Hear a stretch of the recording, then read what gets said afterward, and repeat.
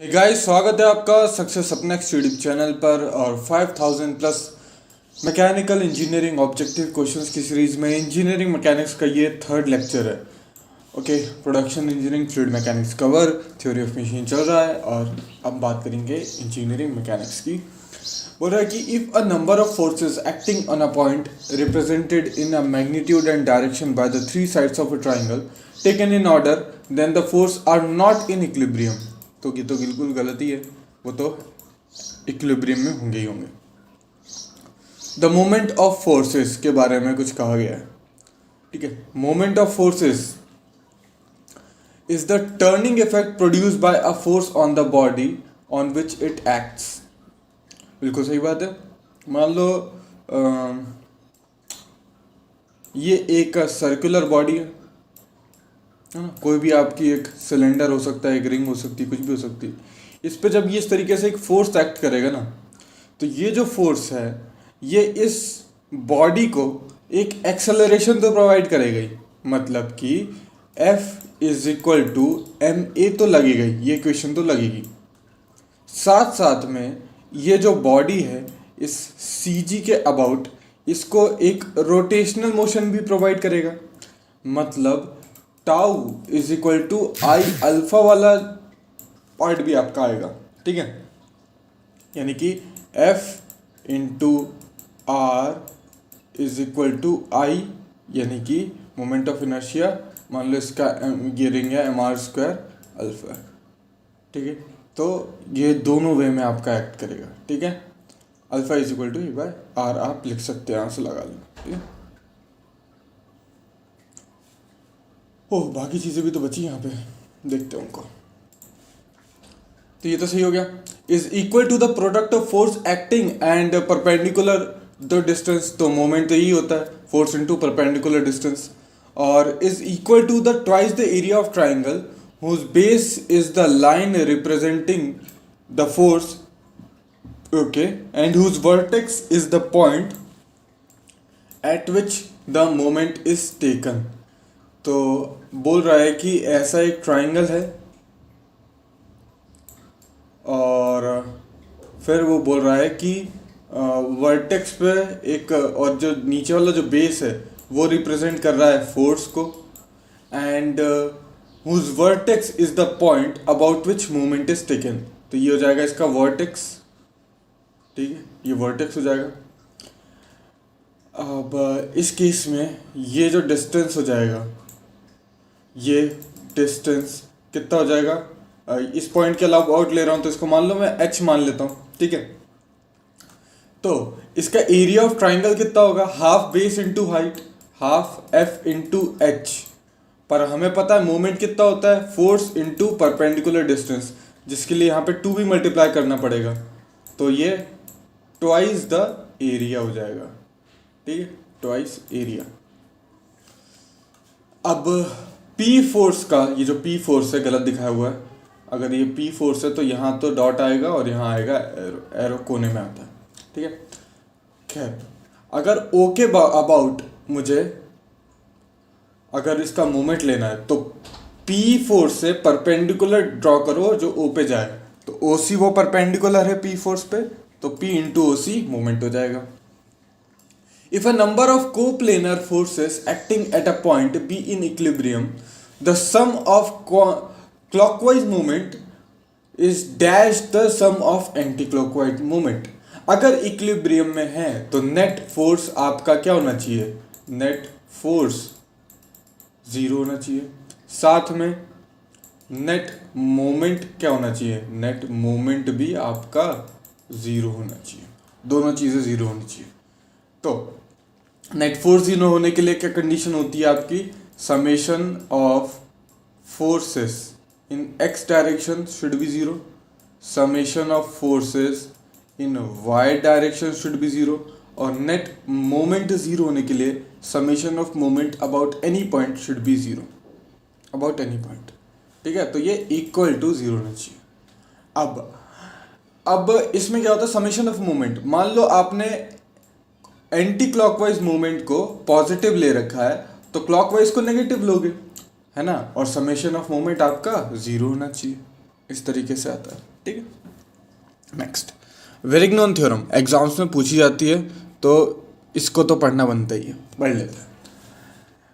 Varignon theorem कहती है कि the moment of movement state that if the number of coplanar forces acting on a particle are in equilibrium then algebraic sum of their movement about any point is equal to the moment of the resultant forces about the same point।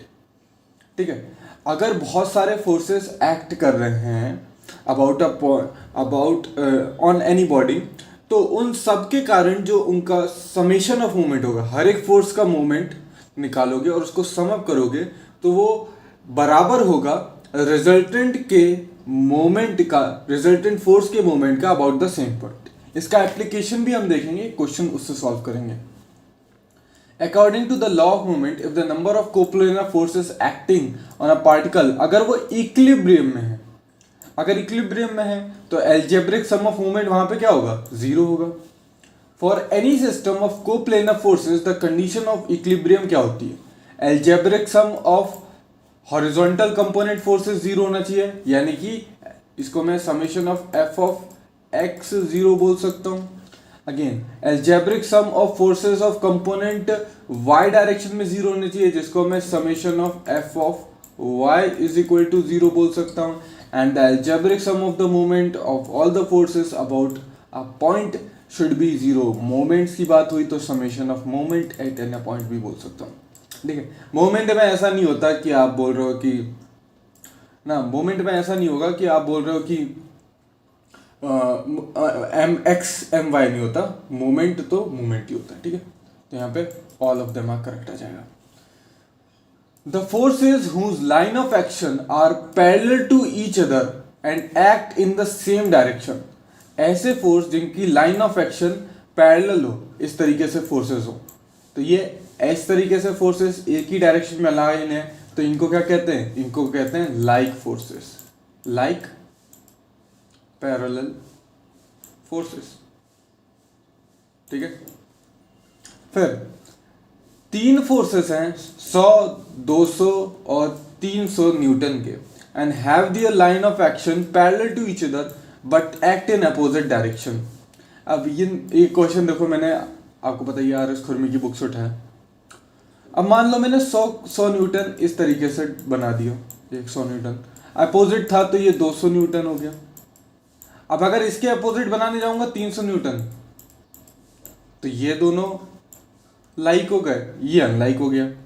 तो ये तीन forces आपस में opposite direction में कैसे हो सकते हैं, मेरे को तो पल्ले नहीं पड़ा, पर फिर भी हम उनको unlike forces, unlike parallel forces कह देंगे। क्योंकि अगर आप मैं 300 का डायरेक्शन इधर कर दूंगा तो ये दोनों, अगर 300 का सपोज मैं ऐसे बना दूं तो ये दोनों लाइक हो जाएंगे और ये दोनों अनलाइक हो जाएंगे। तो तीन फोर्सेस हैं। हाँ, ये हो सकता है कि 300 वाला अनलाइक हो, अपोजिट डायरेक्शन में हो 100-200 के, इस तरीके से हो सकता है, पर तीनों आपस में अपोजिट डायरेक्शन में थोड़ी ना हो सकता है। दो ही तो डायरेक्शन है, या तो पैरेलल या तो फिर एंटी पैरेलल कर लो, अपोजिट डायरेक्शन में कर लो। खैर, दो पैरेलल फोर्सेस हैं acting at a distance of 24 metre apart and their resultant is 20 newton. ठीक है, if the line of action of the resultant is 6 metre from any of the given forces। Forces क्या होंगे, एक forces, चलिए इसमें line सीधी नहीं बनती। एक फोर्स मान लो ये फोर्स है, इसको मैं A बोल देता हूँ हाल फिलहाल में। एक फोर्स यहाँ पे B फोर्स था, मुझे इसकी मैग्नीट्यूड नहीं पता, बस मुझे इनके बारे में ये पता है कि इन दोनों के बीच की दूरी जो है वो 24 है, 24 mm की इनके बीच की दूरी है। ठीक है, और फिर एक रिजल्टेंट फोर्स जो इनके बीच से जाता है, वो रिजल्टेंट फोर्स कुछ इस तरीके से, ये रिजल्टेंट फोर्स है, यहाँ से इसकी दूरी 6 mm है, रफ डायग्राम बना रहा हूँ है ना, और ये पूरा 24 था तो ये कितना हो जाएगा, 18 mm हो जाएगा। ठीक है, ओके। अब वो बोल रहा है कि हमें वो फोर्स A और B की वैल्यू बताओ। ठीक है, पर हमें ये पता है कि दियर रिजल्टेंट इज 20 न्यूटन। अब ये लाइक पैरेलल फोर्सेस हैं, यानी कि इस केस में रिजल्टेंट फोर्स क्या होगा, रिजल्टेंट फोर्स 20 न्यूटन जो है वो बराबर होगा ए प्लस बी के, इसमें तो हमको कोई दो राह है नहीं, ठीक है, ए प्लस बी के बराबर होगा। अब मैं इस पॉइंट के अबाउट मोमेंट लेना चाह रहा हूं, ले सकता हूं, मेरे को कोई रोक नहीं सकता। इस पॉइंट के अबाउट मोमेंट लूंगा तो इस पॉइंट के अबाउट ए जो फोर्स है उसका वो इस तरीके से लगेगा, इसका मोमेंट है ना, ये फोर्स इस तरीके से, तो ये देख रहा हूं मेरा एरो देखो, ठीक है, इस तरीके से, ये कौन सा है, क्लॉकवाइज, क्लॉकवाइज को पॉजिटिव मार देता हूं तो 6a। फिर इधर देखो, इस पॉइंट से अगर मैं बी फोर्स का मोमेंट लूं तो ये एंटी क्लॉकवाइज जाएगा मेरा, ये इस तरीके से घूमेगा अगेन। तो अब इस अगर मैंने तो ये एंटी क्लॉकवाइज हो गया, तो एंटी क्लॉकवाइज को मुझे नेगेटिव लेना पड़ेगा क्योंकि इसको मैंने पॉजिटिव लिया है, तो जाएगा 18b, ठीक है। और ठीक है, ये जो बराबर होगा, ये इस पॉइंट पे रिजल्टेंट तो है ही नहीं, मतलब रिजल्टेंट का अगर मैं ले लूंगा, रिजल्टेंट का लूंगा तो रिजल्टेंट इधर ही से पास हो रहा है, तो वो तो जीरो हो गया, तो कुल मिला के जीरो के बराबर हो जाएगा, है ना। सारे फोर्सेस जो हैं उनका सम ले लिया मैंने, तो तीनों का ले लिया, ठीक। तो ये कितना हो जाएगा, a is equal to 3b के बराबर हो जाएगा, a is equal to 3b यहां पे रख दो, 20 इज इक्वल टू a कितना आ जाएगा 4b, तो b की वैल्यू आ जाएगी आपके पास 5 और a की वैल्यू कितनी आ जाएगी 15, ठीक। ये समझ में आया, यहां पे मैंने जीरो क्यों रखा है, ये जीरो मैं ऐसे ही नहीं रख सकता, ये जीरो के पीछे लॉजिक समझो। आप किसी भी पॉइंट के अबाउट ये नहीं बोल सकते कि इसके पॉइंट अबाउट मूवमेंट जीरो होगा, फोर्सेस इक्विलिब्रियम में थोड़ी ना थे, यहां पे कहीं नहीं लिखा फोर्सेस इक्विलिब्रियम में, फिर सर आपने मोमेंट जीरो क्यों लिख दिया, ये डाउट आ सकता है। पर ध्यान से सुनो, उसने मुझसे बोला है ना कि line of action resultant force की, इन सारे फोर्सेस को, इन ए और बी फोर्सेस को सिर्फ एक इस रेड वाले फोर्स से रिप्रेजेंट किया जा सकता है, ये इसने खुद बोला, ठीक है। And which is 6 metre apart from any given forces, मैंने ए से मान लिया। अब जब मैं ये रेड वाला फोर्स को कंसीडर कर रहा हूं तो ए और बी तो है ही नहीं, उनका तो रिजल्टेंट ले लिया गया है, तो ए और बी को थोड़ी ना लिखोगे।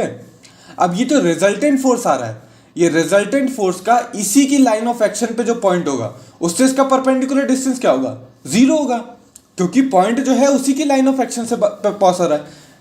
यहां पे इस तरीके से समझो, ये एक पॉइंट था और ये लाइन ऑफ एक्शन थी, तो इसके बीच में डिस्टेंस था, लाइन ऑफ एक्शन यहां हो जाएगी तो ये डिस्टेंस कम हो जाएगा, और लाइन जो इस पॉइंट से ही पास करेगी तो डिस्टेंस जीरो हो गया। तो मैंने क्या किया, मुझे पता है कि रिजल्टेंट फोर्स का यहां से मोमेंट अगर मैं लेता हूं तो जीरो आता है, तो इस पॉइंट के अलावा, तो वेरिग्नॉन थ्योरम क्या कहती है, किसी एक जो नंबर ऑफ फोर्सेस का अगर आप मोमेंट लेते हो किसी एक पॉइंट के बराबर, तो वो बराबर होगा रिजल्टेंट के आपके मोमेंट के बराबर। रिजल्टेंट का मोमेंट मुझे पता है यहां से जीरो आ रहा था, तो फिर मैंने इस तरीके से कर दिया। आप चाहो तो इस पॉइंट के अलावा अबाउट मोमेंट ले लो, चाहे तो इस पॉइंट के अलावा अबाउट मोमेंट ले लो, मोमेंट सही तरीके से लेना, आंसर हर जगह से सेम आएगा, ठीक है। चलो आगे बढ़ते हैं। If a body is acted upon a number of coplanar non कॉनकरेंट forces, coplanar मतलब लाइन ऑफ एक्शन एक ही प्लेन पर लाई करेगी, नॉन कॉनकरेंट फोर्सेस मतलब एक पॉइंट पे मीट नहीं कर रहे हैं, मतलब एक फोर्स हो सकता है ऐसा हो, बॉडी ऐसी है, दूसरा फोर्स ऐसा हो सकता है, कैसा भी हो सकता है, पर एक पॉइंट पे मीट नहीं करेंगे। तो अब मान लो कि इस तरीके के फोर्सेस हैं, तो अगर ये फोर्स क्या करेगा, इस बॉडी को रोटेट करने की कोशिश करेगा, ठीक है। अब रोटेट कर सकते हैं विदाउट मूविंग, मान लो ये फोर्स जितने का था 20, ये 20, तो समेशन ऑफ फोर्सेस कितना हो गया 20 माइनस 20 जीरो हो गया। ये मतलब बॉडी जो है ये मूव नहीं करेगी, यहां इस केस में सिर्फ रोटेट करेगी, ठीक है। Move in one direction and rotating about itself. अब मान लो तो इसने बोला थोड़ी ना था बराबर, इसको मैं 30 बोल दूं, अब इस केस में ये बॉडी 10 के फोर्स के साथ इधर जाने लग जाएगी, और जो इसका जो मोमेंट होगा नेट मोमेंट के कारण ही घूमेगी।